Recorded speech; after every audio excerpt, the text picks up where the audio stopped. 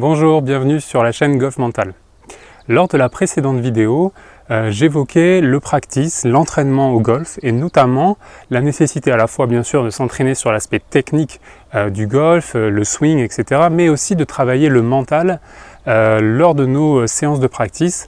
Par exemple, sur quelques coups, en reproduisant complètement un coup de golf que l'on va rencontrer sur le parcours.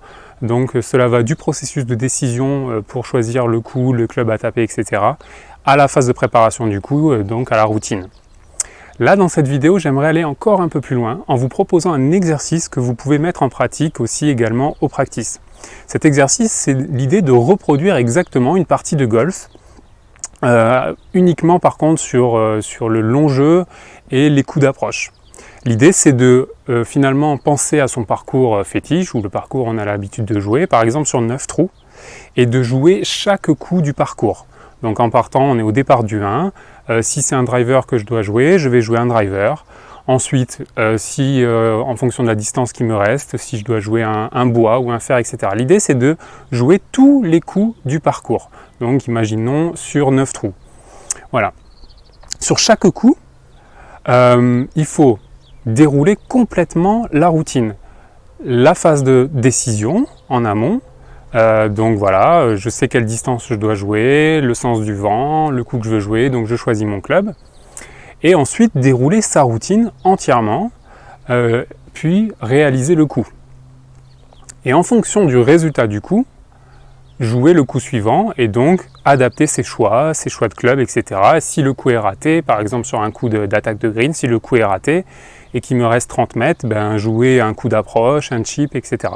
Le seul truc que l'on ne va pas pouvoir reproduire sur cet exercice, c'est le putting. L'idée, c'est de se mettre complètement en condition de jeu. Et pour avoir la sensation de jouer et de mettre un challenge, un objectif, vous allez vous donner des points. Un point si vous avez parfaitement, ou en tout cas si vous êtes content de la manière dont vous avez déroulé la routine, et un point sur le résultat. Sur le résultat, pareil, si vous avez un coup de driver à jouer, l'idée c'est pas forcément de mettre la balle pile à l'objectif, c'est de se donner une tolérance quand même, en fonction du niveau de chacun. Voilà, pourquoi pas, si je sais que le fairway il fait 30 mètres de large à peu près sur mon parcours, me donner cette tolérance. Et si le coup est réussi, c'est-à-dire si j'arrive dans cette zone des 30 mètres de large, alors je me donne également un point. Sur une attaque de green, en fonction de la distance, pareil, se donner une largeur de 5, 10 mètres, 15 mètres, etc. Et l'idée à la fin, c'est de comptabiliser ces points sur je sais pas moi, la trentaine de coups qu'on a joués et de voir un peu son niveau. Et à chaque séance de practice, de reproduire cet exercice et d'essayer de progresser. Donc c'est à la fois progresser, bien sûr, sur le jeu, sur la qualité des coups, en changeant de club à chaque fois, ce qui nous met vraiment dans les conditions réelles de jeu, mais progresser aussi sur l'aspect mental, puisque on va progresser sur la manière dont on déroule sa routine, sur la manière dont on prépare ses coups.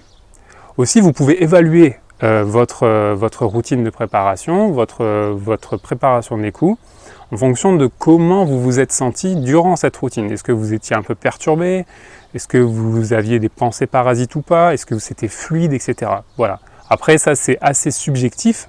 L'idée, c'est d'être quand même, pour le coup, objectif avec soi-même et se donner le point si on estime que notre préparation, notre routine, s'est bien déroulée.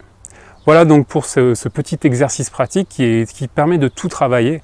Mais l'idée, voilà, plus vous allez reproduire les conditions de jeu sur le parcours, et notamment l'enjeu du coup, c'est-à-dire en se fixant un objectif sur le coup à jouer, un objectif à la fois de moyens, mais également un objectif de résultat, plus vous allez être dans cette disposition-là au practice, plus quand vous serez en condition de jeu, que ce soit en partie amicale, mais notamment en compétition, moins vous ressentirez la pression, le stress, l'enjeu, etc. Parce que vous aurez l'habitude. Vous serez vraiment habitué à réaliser cela à travers vos séances d'entraînement.